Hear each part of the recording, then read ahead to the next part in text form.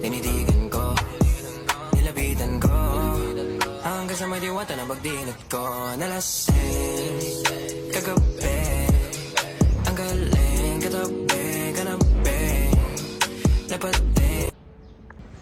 Magandang araw po mga bossing. Meron na naman po tayong bagong project. Ito ay Corolla Small Body XL5 2E engine. Naka-Leia mugs, stock interior, tapos ayan, PHDM. Meron kasi ako nakuhang Civic na LXI at saka itong small body. Yung pambenta ko dapat tong dalawang to. Kaso, itong small body medyo malaki-laki yung potential. So ayan, kung makikita nyo, natambak siya ng matagal na panahon. Pero nai-start naman siya. So kahit papano, hindi siya ganun katambak na tambak. Yan. Ceiling niya, dilaw na. Yung seats niya, fresh pa naman. Yung dashboard, may konting putok lang. Pero ayos pa yun. Yan. Kung makikita nyo yung sidings, buong buo pa. Malinis pa. Carpet, ayos pa rin. Back seat, okay din. Yan.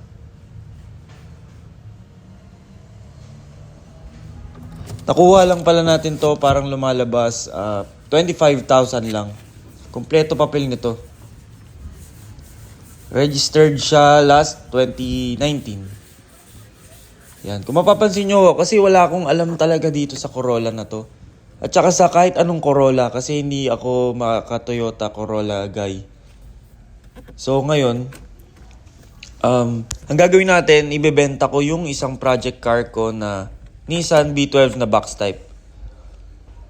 Bali, ito ang ipaproject natin ngayon. Kasi talagang yung body niya sobrang lata. Wala pang mga ganong kalawang.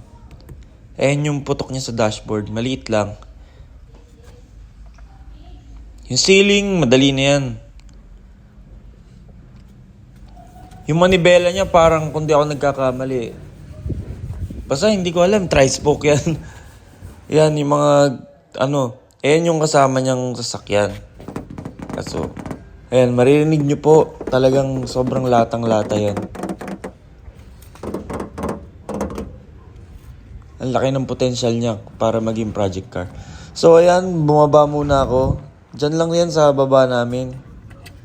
Try muna natin paandarin para may akyat natin dun sa taas sa may bahay namin. Tinanggal ko muna yung air filter. Pinilitan natin ng fuel filter. Kasi talagang makalabang na yung tangke. Yan, pinalitan ko muna ng pang Nissan na box type. Para hindi ganun umangat yung mga kalakalawang niya, yung mga sediments niya doon sa may filter. Yan, nilagyan ko muna ng power steering fluid kasi tatagas yun eh. Malakas ang tagas. So yan, umaandar naman siya.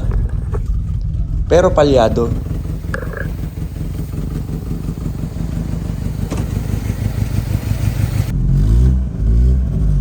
Kapag nire-rev siya, okay naman.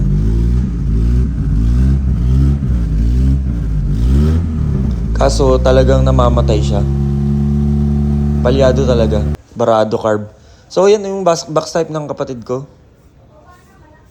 Yan. Naiakyat ko na siya dito sa may taas namin.